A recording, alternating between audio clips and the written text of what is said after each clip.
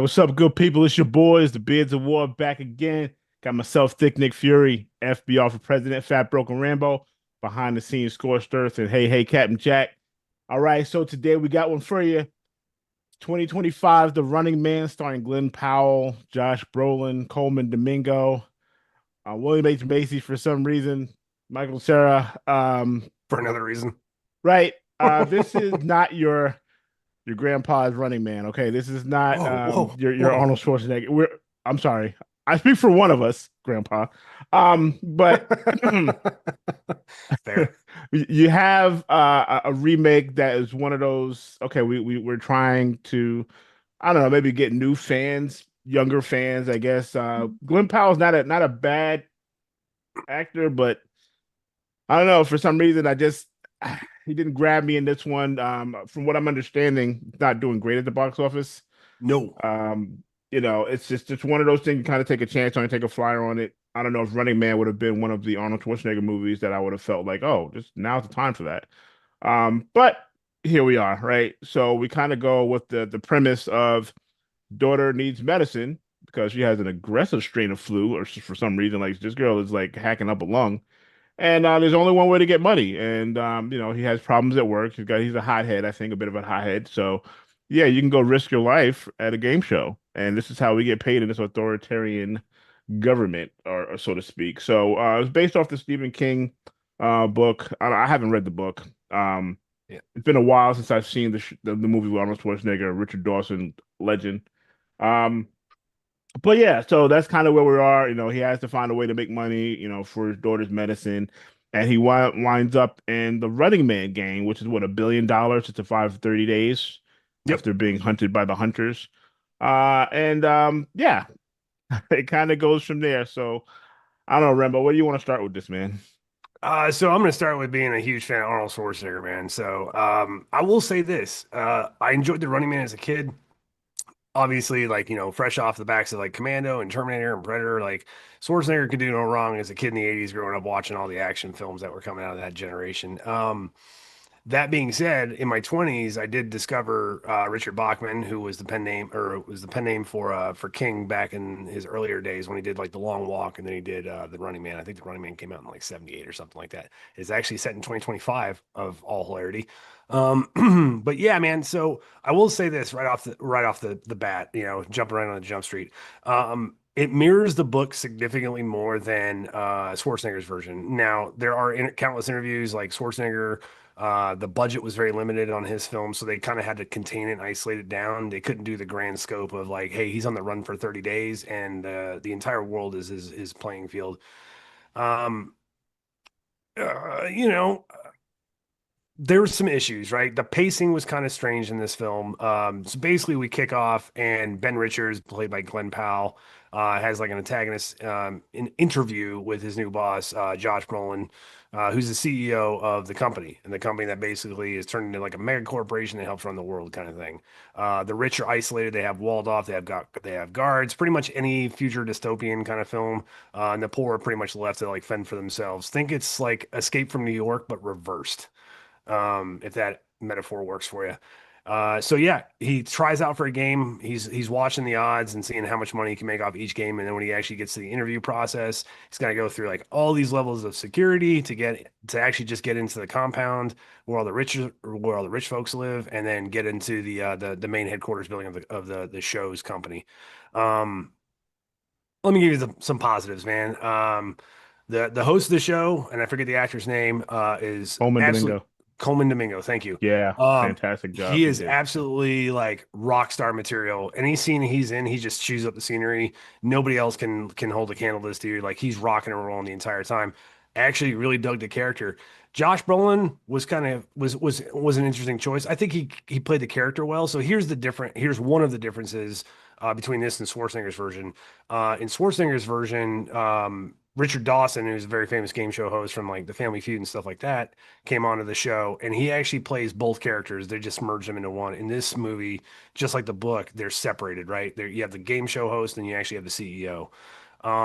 It worked, man. Like I said, Coleman Domingo was fucking phenomenal. I actually enjoyed every scene he was in. Josh Bowen was pretty good. He wasn't quite like Liam Neeson phoning it in Battleship kind of bad, but I just think he was kind of underutilized. The aspects that I enjoyed was the propaganda manipulation, of how like he has to deposit tapes every day to be paid, right? His family gets the money, they're put into hiding by the corporation, to protect them against like folks that are watching the game or trying to participate because everyone's out for him, right? They have like little cameras that basically fly around and capture all the footage. The hunters are like a team of five, and they just track and they track and they track. And then you can tell the game is stacked against anyone who's playing it, because honestly, they just want the gore because clicks make money, kind of thing. Right. Richards is on the run. There's two other folks like Yafet Koto played one of them in the original, and then some nerd guy. He played the other guy, and those characters actually had a closer bond, and they actually did more for the movie than these two characters. These two characters are kind of like when you see henchmen show up, and you're just like, oh man, Arnold's gonna kick the shit out of 20 people. You don't care what their names are. They're a bunch of red shirts, man. You're just gonna slaughter them. Exactly. That's exactly what these two characters were. They got the same names from the characters in the movie, and they did nothing. It went nowhere. For me, like I personally, this movie was frustrating, man. The longer I've sat on waiting to review this film, the more I disliked it because there are some glaring plot holes, and it can't decide what tone it wants. Like everything is like sarcastic and a little bit of witty humor to it. It just doesn't work, man. Like because these are like desperate people looking for desperate solutions and willing to risk their lives in order to take care of like their loved ones or to get a better life or something like that. There's no emphasis on that because, and now we're not rooted in those characters because you're just like, oh, you're just playing a game. Like everything's a fucking joke to me in Right. this film. There's some glaring ass plot holes, especially at the end. So I'll say this: there's a point where Ben Richards basically touches different versions of the resistance, so to speak, that are going to help him out along the way. So he goes to William H. Macy, who has a pair of coveralls because he's going to offer him a job, but he's doing all like this black market shit, like 3D printed guns and fucking what do they call it? Black Irish, which is kind of like their C4 in this universe. Right. He's got explosives, like so. This dude's obviously like a resistance guy, but he's got him Mhm. a uniform with his shirt with his name on it. It's just fucking Maybe weird, it's a man. Like cover, you know. Maybe it's a maybe it cover. is, yeah. And then we get to Michael Cera's character, who is like a resistance because his dad was killed in a hot dog stand. Some weird ass story and a mom who I don't know, man. She's kind of obviously got like some mental issues going on. She's an old lady. She probably has like signs of dementia or something like that. And then they have like this Home Alone sequence where like if you guys have seen the trailer, like the electricity and he uses the super soaker. It's like the dumbest shit ever, man. When you see the movie, actually, like there's three ways when the team enters the house where they could pie to the right, left, or right at the middle. And he only booby traps like one side, and you're just like, what happens if they just came straight? And well, Right. Yeah. It's basic things that, oh, I can circumvent that by not going that way. yeah, So yeah. It was like I say, man, it was a little bit fragmented. Like the story didn't really flow. Having to check in, I'm like, okay, well, yeah, there really is no way to win this game because I can't even stay in hiding. I have to come out, yeah, use these very obvious mailboxes that right. literally fly up and show you exactly where I just deposited my, thing. I'm like, come on, man, really? Like this, it was just like, and Glenn Powell, like I said, Kelly kind of worked out for the film. I mean, guy's in great shape, all that stuff. Got the little charismatic smile about him and all that. But this wasn't enough to really carry the movie because, like you said, you didn't know to take him seriously. Was it kind of funny? Yeah. Like, where are we going with it? And like, they couldn't really decide. And then they met up with the two guys that had like some kind of podcast where he's, The explaining, oh, this is underground the truth. podcast guys. Yeah. Right. Yeah. I'm like, oh, okay. Like, I don't know, Max But Headroom but that type was a thing. line that went nowhere too, because he's like, hey, what we can do is we can Right. stage your videos, we can film all 30 days, and then we'll release them incrementally in different locations around the country to kind of like let him like slip away. And that goes nowhere. It goes fucking nowhere, man. It's Right. the most Cliff. infuriating shit ever. And those two guys get away. So it's not like they were picked up by the security of the company Right. Or and killed dealt or with. anything. They, Yeah. they they weren't nothing because like they reemerge at the end of the movie. And Yep. this is where like I found it frustrating was the scene where he actually takes the female prisoner or hostage in the car. Amelia. Yeah. And she's Amelia. like, dude, like, what are you doing? And then they drop the bomb, and there's this thing called a DNA sniffer that basically can scan DNA in the air or something like that. It was it was a MacGuffin, right? A movie MacGuffin where you're just like, this thing exists because we need it as a plot device to move the shit forward. Right. Bro, the original book was just phenomenal. It's probably one of my favorite books I've ever read that's fiction. And I thought they were going to do the ending from the book, and they didn't because we want a happier-go-lucky ending. But the ending doesn't work. So, spoiler alert, because I'm going to get into it because this is where my points of contention come in. Is that so? He is flying this air. I'm sorry. You've got the hunters flying this aircraft that can be controlled by the CEO of the company. They're all hunters, and they offer him a deal that if Glenn Powell can kill all those hunters, they're going to give him his own show. And that's what they want because they recognize his charisma and they're like, hey, the audience really loves you. They're rooting for you over the hunters that they've rooted for years. So he's turned the audience against their own program, and they're just like, fuck, we'll just give him his own show. Hey man, cool. That kind of works contextually, but like at the end of the day, like you didn't go anywhere with that. The whole resistance movement went nowhere. And then all of a sudden at the end of it, he refuses the deal and they crash the plane. Oh, and lo and behold, man, all these all this incredible technological advancements, and they're just like, oh, there's an escape pod. And that's when our YouTuber comes back in at the end of the movie. He's like, there's an escape pod on this plane. So you're telling me this multi-billion-dollar corporation doesn't realize that its own aircraft's got a fucking escape pod? That he would have used to escape. Okay, someone's gonna get Oh. fired. Um, that being said, we cut to the show coming back on for the finale, The and Ben same guy Rich. that created the Death Star. I'm sorry. Can we put up some guardrails, like safety? Put You guys will like get a the joke if you top watch on Family that. Guy. Yeah, right. What am I supposed to lean against? I could just fall over and die. Oh, Sorry, Family Guy sorry. reference. You guys gotta check it out.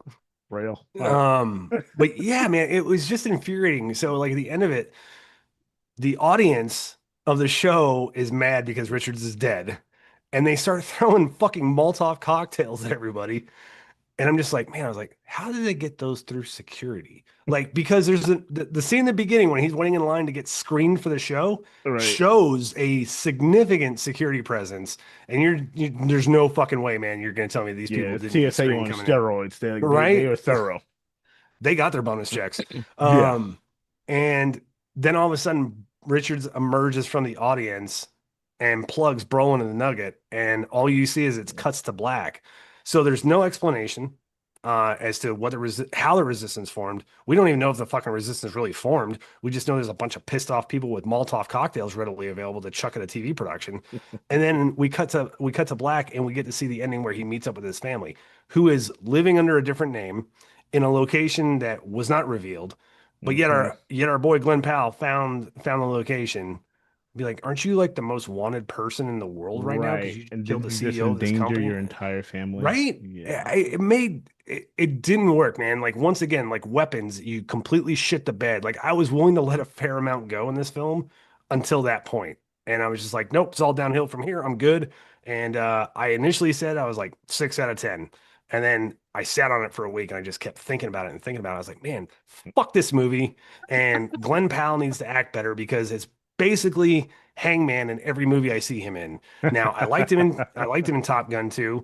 That's probably the only aspect of Top Gun 2 I liked because if you like it, I challenge you to go watch Star Wars New Hope and tell me it's not the same fucking movie. That being said, Twisters was garbage. I haven't watched anything else the dude's been in. And like Hitman wasn't great either. he's just the same.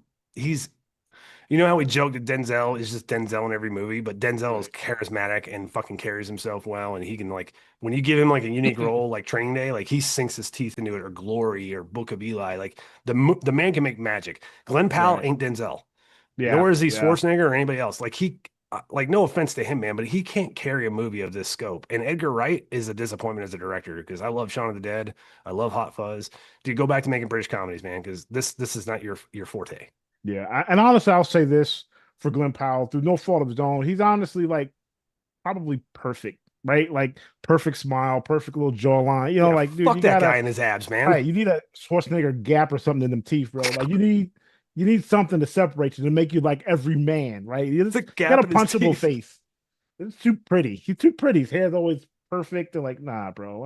I don't even believe the scars you got in that scene. But Yeah, I mean, if you mm, watch the trailer, you get the best parts of the movie, man. And I'd argue true. that they're not even that great. Like, All right, but hey, Like the that's the that's villain, the villain was cool. The reveal was interesting. If you've read the book, the villain is pretty much the giveaway. You know where it's going. Um, yeah. The other I thought he was a good bad guy. I would have liked to have seen a little bit more interaction with him, like actually like talking through shit and doing stuff, or maybe like fleshing it out. But like, he's just an asshole in a mask wearing a fucking beret too. Like, really? You're yeah. wearing a baklava and a beret, and they have, Hey, it's the dude. future. Did you not notice that they actually cut slits into his baklava so the arms of his sunglasses could go through those so they could attach onto his ear? Like that level of Necessity is the detail. mother of invention. All Right, but right. that level of detail for a costume, yet the glaring ass plot holes in this film are just fucking out of this world. I know. Sorry, I'm done.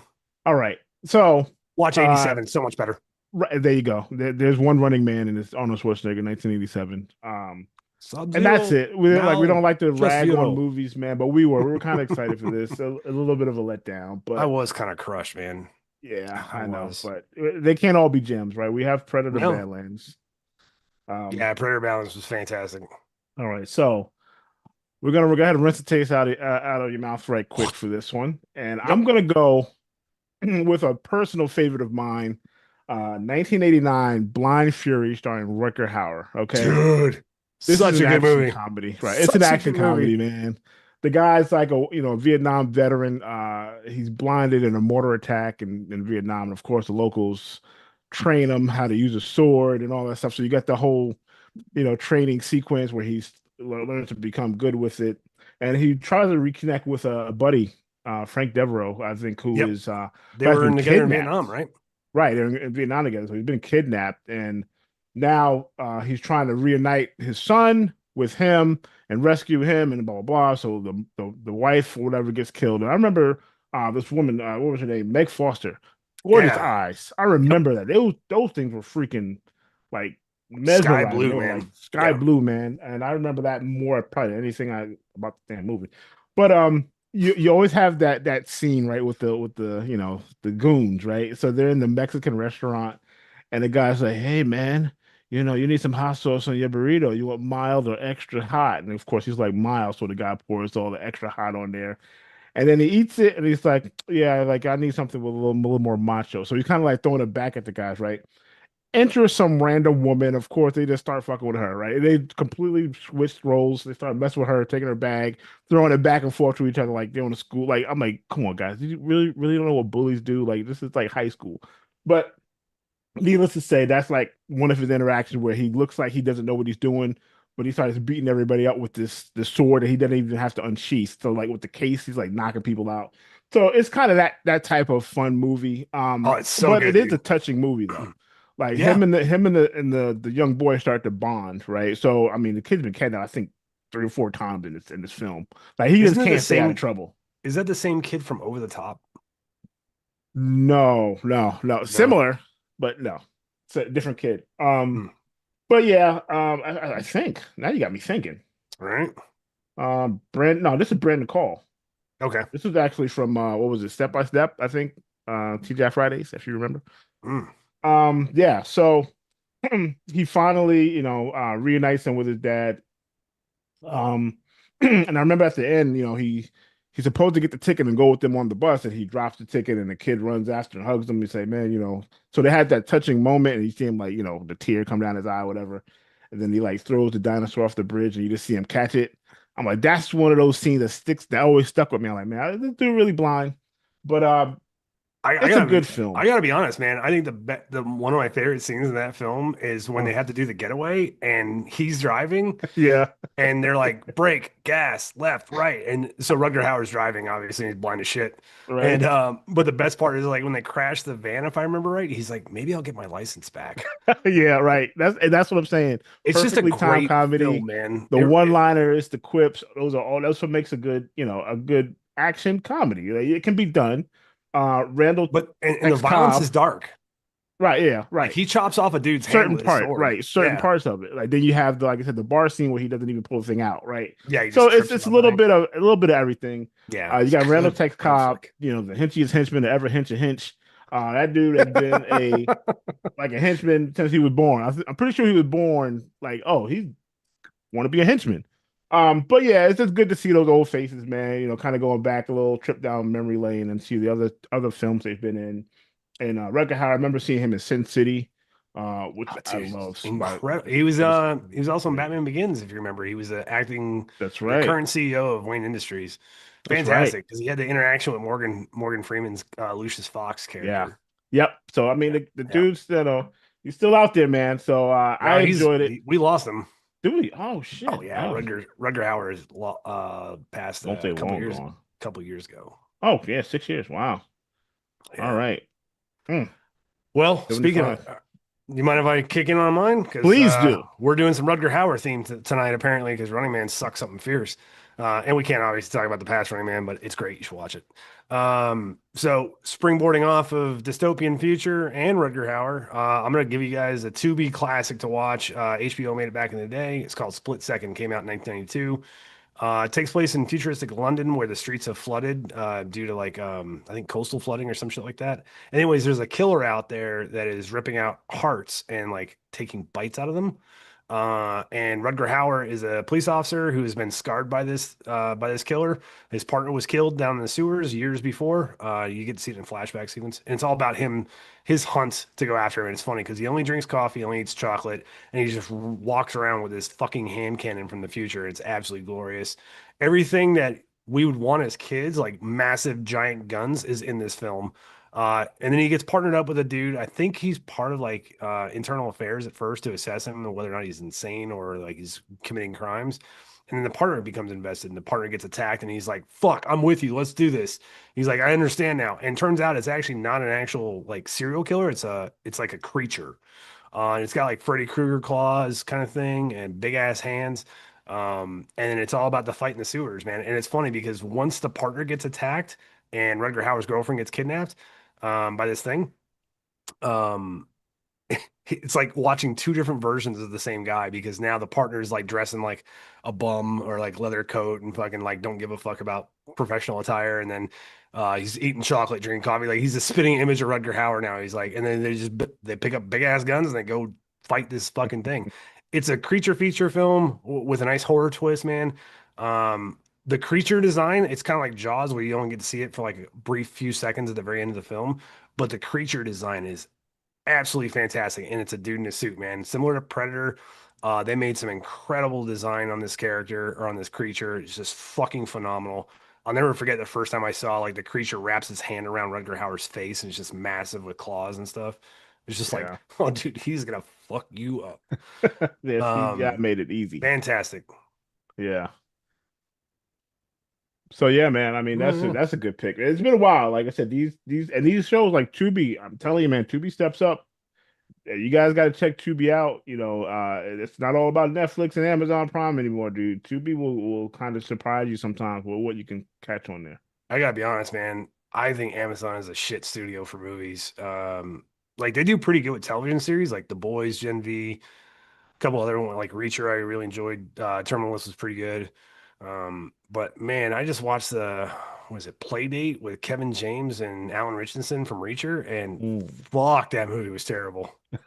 I heard it was I don't, bad. dude. There are bots running those reviews on Instagram right now. I 100% guarantee that not fucking 60 people enjoyed that movie, dude. The CGI is such garbage, such Oh, garbage.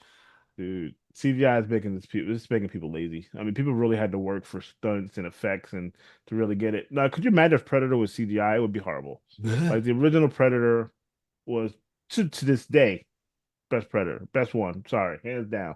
It The is. original Predator, just phenomenal, and the amount of makeup when you hear the stories, like, oh, I had to sit in makeup for like 12 hours. Like Yeah. just crazy. The amount of like sacrifice that they had to make to bring these creatures and these people to life. It's one of those things that I think are just underappreciated. And that's why I got a lot of respect for like guys like Dan Trachtenberg, man, that are still willing to put a dude in the costume. Like when he made Prey and Badlands, that's a dude in the costume actually acting as a predator. And I'm like, I appreciate that, man, because Mhm. the easy button is CGI and the streaming service's easy button is shitty CGI. I'm telling you, man, they made Godzilla minus one for $15 million and that CGI looks absolutely flawless. Yeah, don't And use CGI from Timu. yet when you get stuff on Amazon, Netflix lately is all trash too. Like what was that Tom Hardy movie that we watched a couple months ago when he was a Oh, cop? yeah. Oh, You did CGI in that film for no fucking reason, man. Like you're just lazy. Stop being fucking lazy. Make a good fucking movie. how you Sorry. really feel? All right, Yeah, all I right. know. I'm on a So, tirade. okay, it's cool. We got it. Rails. We're gonna we're gonna wrap this up because this kind of led me down a path for a poll. Watching the Running Man and having Richard Dawson, one of my favorite game show hosts of all Oh yeah. time. So that's gonna be our poll, and we can only go with four. So it's always somebody that's left off the poll. All right. So we got Bob Barker. Price is Right. We got Chuck Woolery. I'm sorry, I had to put Chuck Woolery in there. Dating Game and all that. The Chuck $10,000 pyramid. Like he's done a few. You The know that he legendary. was he was the first pick for Running Man, the original. See, they And knew. he turned it down because it was too dark. It was the Too dark. interview I Yeah, saw yeah. I recently. kind of mess with the image a little bit. We got Alex Trebek Oh, what a from legend. Jeopardy, and then you got Richard Dawson from Family Feud. I know Steve Harvey's doing it now, and I know Drew Carey is doing Price is Right, but we're talking about the goats right now. Okay, Yeah, man. so let us know what you guys think. That'll be up on the page under the polls. Definitely let us know, man. Let's what you guys think. If you saw the Running Man and you thought it was actually pretty good, I don't know, get a lobotomy. But I'm not gonna say that. Listen, I'm sorry. I don't mean to Suck come it, out like that. Trebek. If you loved it, you loved it. All right, Yeah, man. what can I tell you? You know what I mean? All right, guys. Not So every movie's for everyone. that's true, and it's kind of slow at the movies right now. So whatever you can see, you get out there and enjoy it. I know Wicked, I think, is out. I know people are going to see that. I don't know if Yeah, it's that any crushed it, good. man. $150 million. I don't know. I might have to check it out. Oh, I I saw the don't. play. I saw the No, play, but I'm good. maybe I no. just don't like musicals, man. I just, I know. eh. I know. Sweeney Todd, the Demon of Fleet Street with Johnny Depp was actually pretty good though. That was a I think I musical. watched The Greatest Showman, Sound of Music. Hugh Jackman. Mm, Yeah. mm, All right. Well, Anyways, that's all we got for this one, guys. So check us out, subscribe, hit notification bell. Thanks for coming out. Thick Nick Fury out here. happy Thanksgiving, fuckers. Eat the damn turkey.